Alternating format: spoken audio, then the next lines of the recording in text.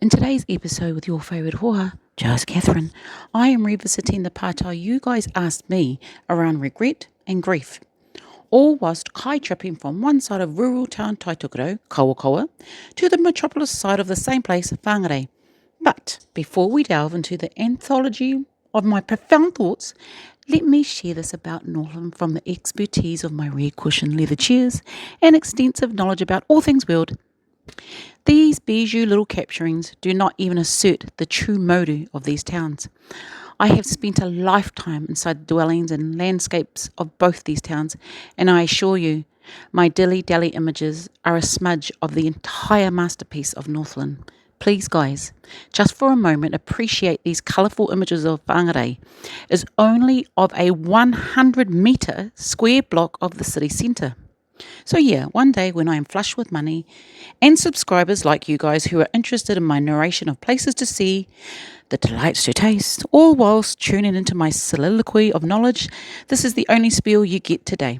Anywho, back to regret and grief. I think I have delivered regret as a consequence of action, doing or saying something without impunity, and I continue to stand by the basic merits of this whakaaro. Any lack of consequence has, over my lifetime, risen from the ashes of debris I myself helped create as regret. And subsequently, what has been left at times is grief. Now, hear me out. Grief, as I have discovered, well, it's complex. It is intricate and fragile, yet like an uncomfortable oxymoron, it is definitive and tenacious. And as a duo that is one-sided, I've uncovered that regret is a belligerent and precarious branch of grief. With grief, as I have become acquainted, is the bearer of death and the holder of relics. I have learned over my 51 years that these relics can be souvenirs of hope, or definitely amulets of darkness.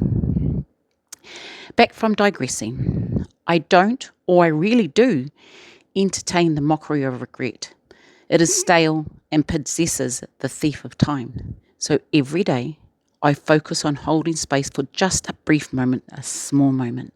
My actions or non-actions, or even my complicit actions to swiftly remind me of where I stand today.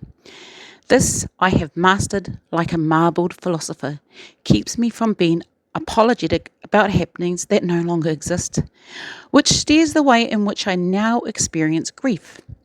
I've experienced loss of love, death, money, status, and even something as you may believe is benign, but for me, hails all the banners of grief, if forcefully fortified, and that is hope. I have lived in the squalor and bitter taste of grief, been lost in the heinous neglect of deprivation, and I have begged at the throne of respite, negotiating everything I possessed, my worn soul, and even my last breath for leniency, as long as grief was not privy to the coordinates of my whereabouts. FYI, she, respite, denied my request and instead left me with the lame whakatauki of there is learning in all things, including loss.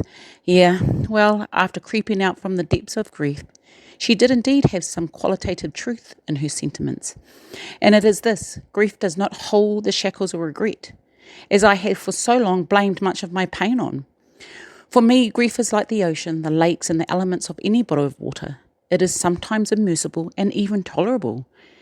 There are days the solid mass of gigantic ice temples collide with your stability and then as quickly, rapidly rise as boiling rage. But it is also tenderly warm and soothing, like healing. I am comfortable now to detach the tethers of regret from grief, because every day I say my says. I accept that which I can no longer control and find gratitude in the movement of every day.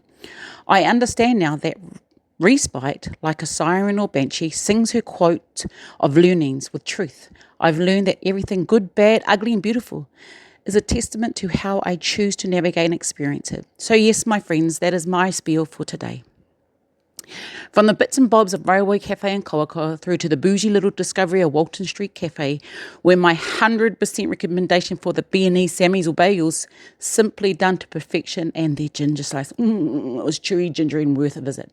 Also, Like and subscribe so I can build enough to love to share more of my profound thoughts, all whilst offering taste test travel tips. So from me today, guys, regret and grief, not mutually exclusive, but not too far from one another. Don't ever beg at the trough of propaganda. She's not your friend, she's not your foe, she's like time. She moves in and around you. Accept what you cannot control. Anyway, remember to like, subscribe, send me somewhere, ask me a question, get me to revisit another question. Until then, have an amazing day from Northland, Taitokoro, New Zealand.